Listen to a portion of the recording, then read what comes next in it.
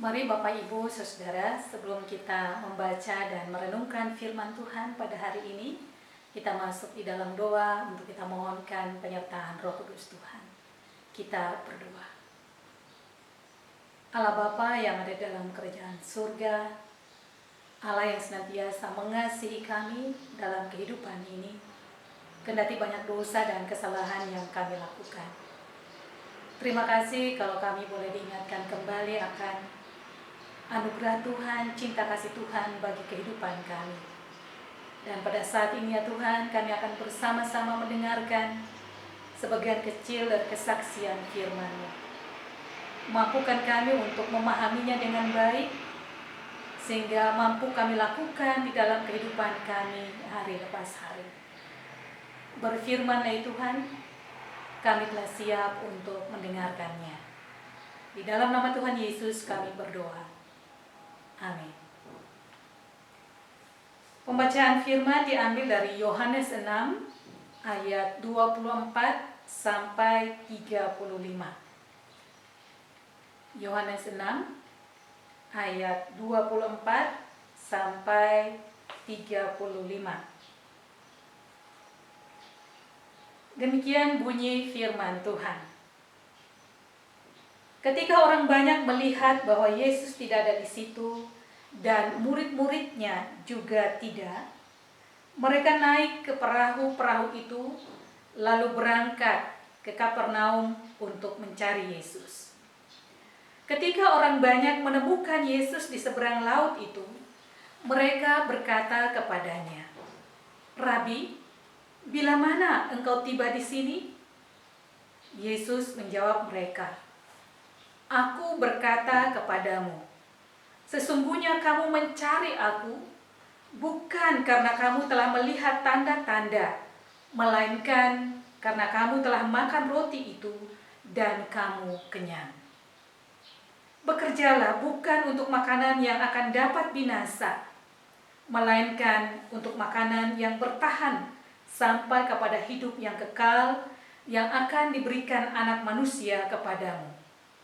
Sebab dialah yang disahkan oleh Bapa Allah dengan meterainya." Lalu kata mereka kepadanya, "Apakah yang harus kami perbuat supaya kami mengerjakan pekerjaan yang dikehendaki Allah?" Jawab Yesus kepada mereka, "Inilah pekerjaan yang dikehendaki Allah, yaitu hendaklah kamu percaya kepada Dia yang telah diutus Allah." Maka kata mereka kepadanya, "Tanda apakah yang engkau perbuat supaya kami dapat melihatnya dan percaya kepadamu? Pekerjaan apakah yang engkau lakukan? Nenek moyang kami telah makan mana di padang gurun, seperti ada tertulis, mereka diberinya makan roti dari surga." Maka kata Yesus kepada mereka, "Aku berkata kepadamu, sesungguhnya bukan Musa yang memberikan kamu roti dari surga, melainkan Bapa-Ku yang memberikan kamu roti yang benar dari surga. Karena roti yang dari Allah ialah roti yang turun dari surga dan yang memberi hidup kepada dunia." Maka kata mereka kepadanya, "Tuhan, berikanlah kami roti itu senantiasa." Kata Yesus kepada mereka, "Akulah roti hidup. Barang siapa datang kepadaku, ia tidak akan lapar lagi. Dan barang siapa percaya kepadaku, ia tidak akan haus lagi." Demikianlah firman Tuhan, dan yang berbahagia adalah kita semua yang senantiasa mendengarkan firman Tuhan, merenungkannya, dan melakukannya di dalam kehidupan kita hari lepas hari. Haleluya.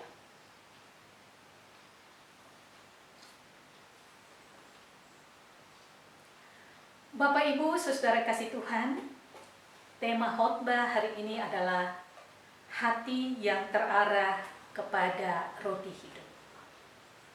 Saudara-saudara, saya kadang suka membalik ya, nats Alkitab atau perkataan Yesus ketika dia digoda oleh iblis yang mengatakan, atau Yesus katakan, manusia tidak hanya hidup dari roti saja, tetapi dari setiap firman yang keluar dari mulut Allah.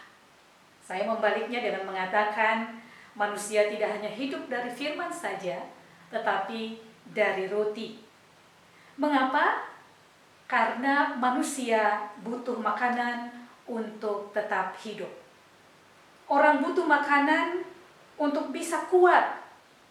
Orang butuh makanan supaya bisa mendengarkan firman Tuhan dengan baik.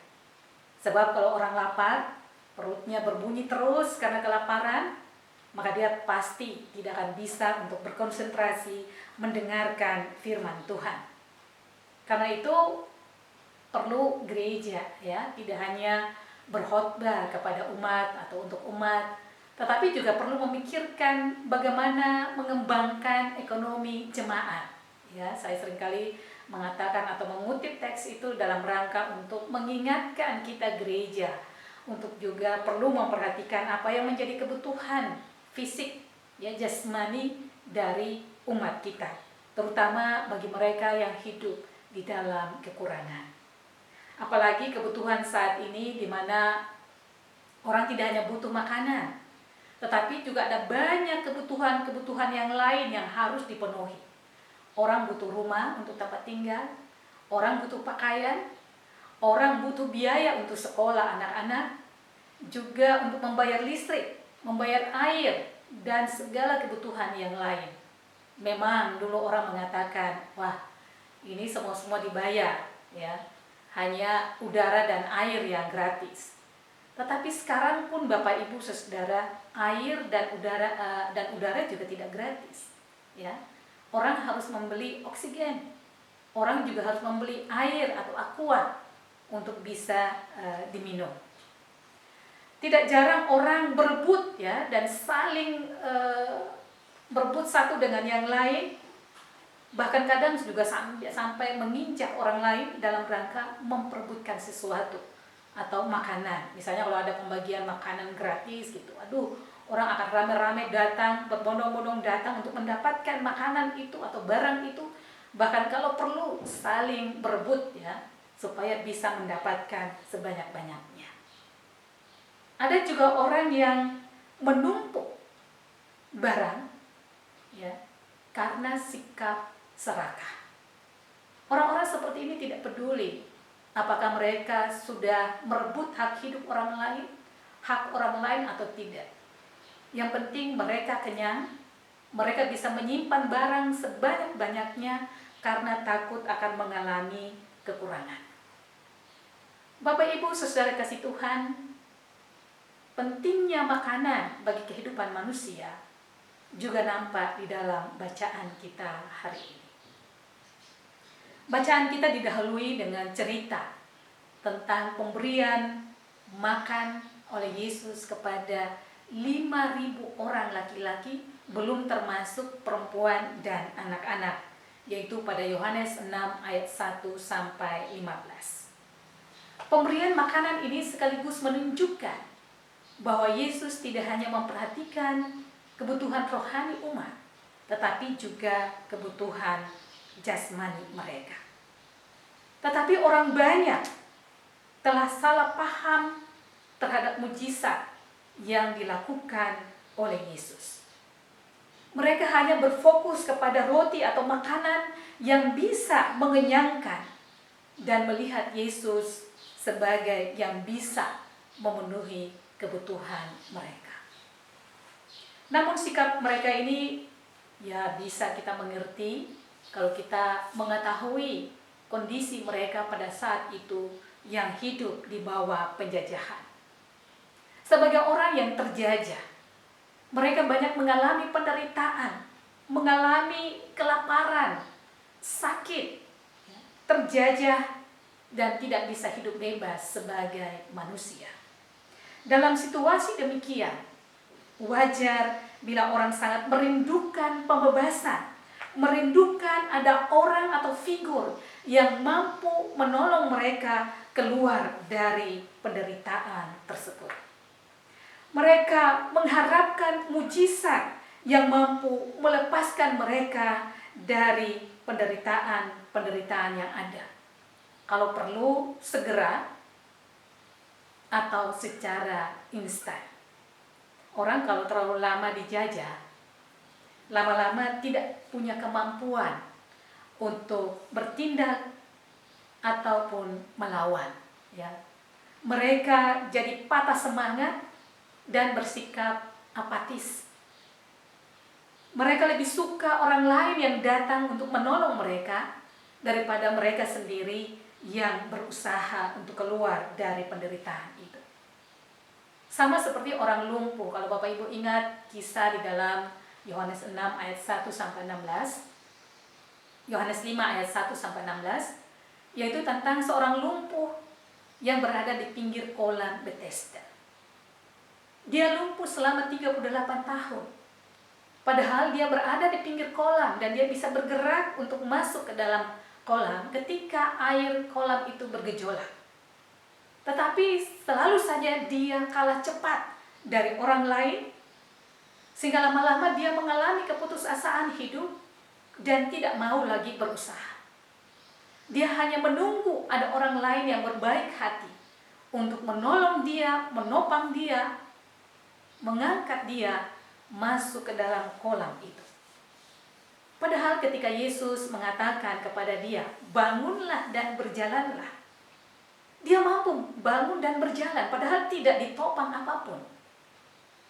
Andaikan dia bisa melakukan itu sejak awal, maka mungkin dia tidak akan ada di pinggir kolam itu sepanjang hidupnya selama 38 tahun. Namun Yesus paham akan keadaan mereka. Karena itu dia memenuhi apa yang menjadi kebutuhan fisik mereka. Yang sakit dia sembuhkan. Yang lapar dikenyangkan, termasuk pemberian roti kepada 5.000 orang pada saat itu. Orang-orang yang sangat kelaparan, orang-orang yang menderita datang mencari Yesus demi pemenuhan kebutuhan mereka itu. Dan saya yakin dan percaya Tuhan juga masih bertindak hingga saat ini, terutama di masa-masa sulit seperti sekarang ini. Karena masalah pandemi, banyak orang yang kehilangan mata pencaharian. Banyak orang yang lapar, bahkan ada diberitakan orang yang meninggal karena kelaparan dan tidak ada yang bisa membantu mereka. Mereka yang menderita, mereka yang harus berdiam diri di dalam rumah dan tidak bisa pergi kemana-mana. Tuhan menolong kita dan masih bekerja sampai dengan saat ini melalui tangan-tangan orang-orang yang menolong kita. Saudara-saudara kasih Tuhan, kendati demikian, kebutuhan fisik itu bersifat sementara. Karena fisik selalu meminta ulang dan terus-menerus, terus meminta diisi, dan ini bisa menjadi masalah kalau orang mencari hanya supaya diisi secara fisik. Pemenuhan fisik bisa rapuh karena setelah orang kenyang, orang bisa berbeda dibandingkan ketika mereka dalam keadaan lapar. Orang yang kenyang cenderung tidak peduli. Orang yang kenyang cenderung tidak solider dan tidak bisa berempati dengan orang lain. Itulah sebabnya Yesus menegur mereka dengan mengatakan bahwa orang banyak mencari Dia bukan karena melihat tanda, melainkan karena sudah makan roti hingga kenyang. Hal itu ditunjukkan dalam ayat 30 bacaan kita, di mana mereka meminta lagi tanda, sama seperti pada pemberian mana, roti yang turun dari surga. Padahal mereka baru menyaksikan peristiwa pemberian makan 5.000 orang lebih. tanda dan mujizat sebenarnya sudah banyak juga terjadi dalam perjalanan kehidupan bangsa Israel. Tuhan memberikan mana kepada nenek moyang mereka, memberikan roti, burung puyuh, air ketika mereka kehausan, tiang awan pada waktu siang, dan juga tiang api pada malam hari ketika mereka keluar dari bangsa Israel, dari bangsa Mesir. Saudara-saudara kasih Tuhan, tetap saja bangsa Israel itu tidak percaya kepada Tuhan, kendati banyak tanda dan mujizat yang Tuhan lakukan di dalam kehidupan mereka. Mereka tetap saja tidak meyakini kemahakuasaan Tuhan. Dan itu ditunjukkan ketika mereka mengalami persoalan sedikit saja, kesulitan sedikit saja, mereka cepat sekali bersungut-sungut dan protes kepada Tuhan. Dan ini juga yang terjadi pada banyak orang. Mereka melihat tanda tetapi tidak mampu untuk mengerti makna dari tanda itu. Mereka hanya fokus pada pemberian dari apa yang mereka inginkan. Dan melihat itu hanya sebagai keajaiban karena bisa memberi makan 5.000 orang dengan hanya 5 roti dan 2 ekor ikan. Tetapi tidak melihat itu atau tidak menghubungkan itu dengan si pemberi mujizat, dengan si pemberi berkat, yaitu Yesus Kristus. Saudara-saudara kasih Tuhan, ada banyak orang yang menginginkan berkat dari Tuhan, menginginkan pemberian-pemberian dari Tuhan, mujizat dari Tuhan, bahkan berkat yang tidak pernah dijanjikan Tuhan. Tapi mereka tidak tertarik pada Tuhan untuk tahu siapakah Tuhan bagi kehidupan mereka, untuk tahu apa yang Tuhan telah kerjakan bagi mereka, kecuali itu yang berkaitan dengan kemakmuran pada hidup yang sementara dalam dunia ini. Coba bayangkan apabila seorang laki-laki menyatakan cintanya kepada seorang perempuan dan bertanya, "Apakah engkau mau menikah denganku?" Dan ketika perempuan itu menjawab ya, lalu ditanyakan, "Kenapa engkau menjawab ya?" Dan dia mengatakan, "Ya, saya sebenarnya tidak menyukai kamu, tetapi saya menyukai pemberian-pemberianmu. Karena kamu banyak uang, punya mobil, punya rumah bagus, sehingga saya tertarik kepadamu. Jadi saya suka pada barang-barang yang engkau miliki, dan bukan kepada Anda." Saudara-saudara kasih Tuhan, kalau ada perempuan yang seperti ini, pasti hatimu akan hancur. Karena dia lebih mencintai pemberian-pemberianmu daripada mencintai dirimu. Demikian juga kalau ada anak-anak yang lebih suka atau mencintai pemberian dari orang tua, harta benda yang disediakan oleh orang tua, daripada mencintai orang tua mereka. Dan inilah yang banyak terjadi dalam kehidupan kita sebagai orang Kristen. Kita mau berkat Tuhan, tetapi apakah kita menginginkan Tuhan? Kita belajar Alkitab hanya untuk tahu janji apa yang Tuhan sediakan bagi kita. Kita banyak menelaah Alkitab hanya untuk mendesak Tuhan, supaya Tuhan memberikan apa yang mereka pikirkan sudah dijanjikan oleh Tuhan. Orang jarang berdoa, "Tuhan, ambillah semua daripadaku. Yang penting Tuhan bersama dengan aku." Orang jarang bersikap atau mengatakan, "Gak apa-apalah, harta benda saya diambil dari saya, biar saya menderita, tidak apa-apa. Yang penting Tuhan senantiasa menopang kehidupan kita." Jarang sekali ada orang yang seperti itu. Selanjutnya Bapak Ibu Saudara, kita melihat bahwa setelah pemberian makan 5.000 orang, orang banyak memang ingin menjadikan Yesus sebagai raja atas mereka. Tetapi ini lebih pada keinginan mereka agar Yesus bisa atau senantiasa menyediakan apa yang menjadi kebutuhan mereka dan bukan menjadikan Tuhan atas hidup mereka.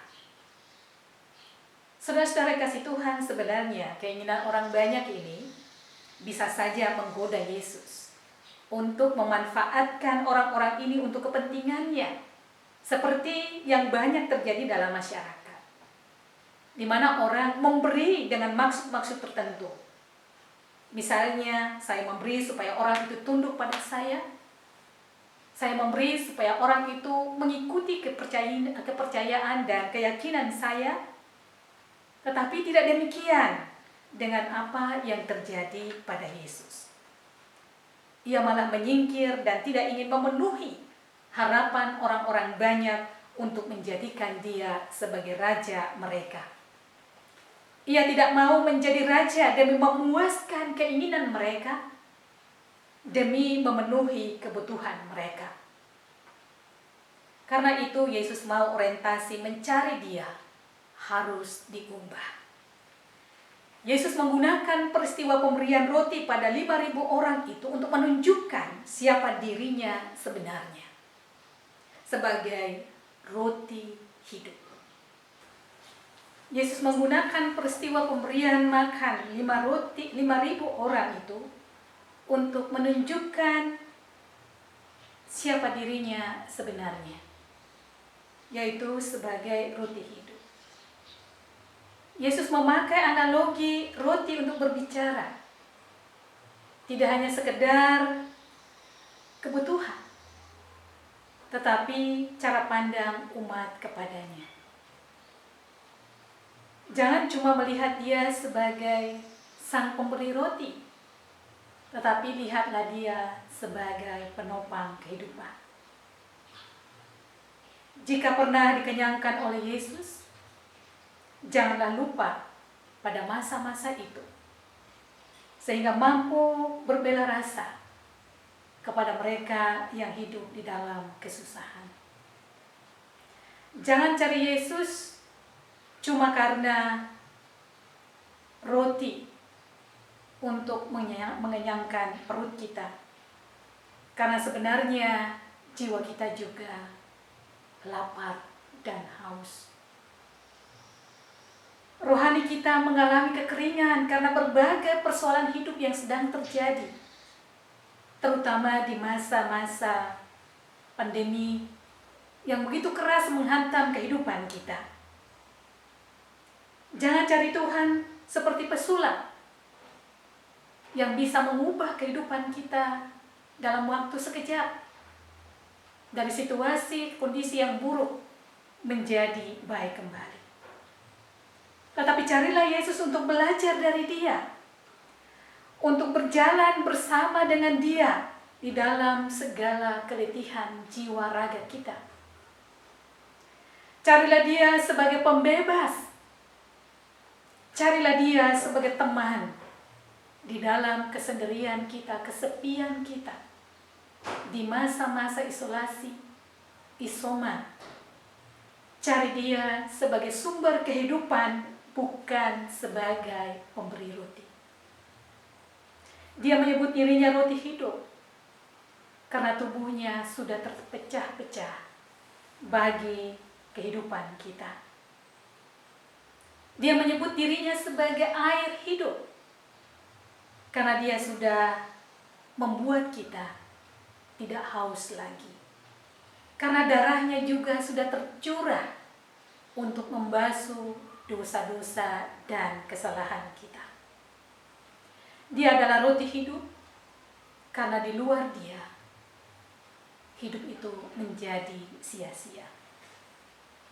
Dia juga bukan hanya sekedar roti atau roti biasa, karena jika sekedar roti, tidak ada artinya roti itu bagi mereka yang perutnya sudah kenyang. Tetapi Dia adalah hidup, analogi nilai hidup yang harus menjadi santapan bagi setiap orang percaya di dalam kehidupan mereka hari lepas hari. Dan ini melampaui rasa lapar dan kenyang, melampaui rasa dahaga dan terpuaskan. Yesus itu penopang, sumber harapan dalam kecemasan menghadapi pandemi saat ini.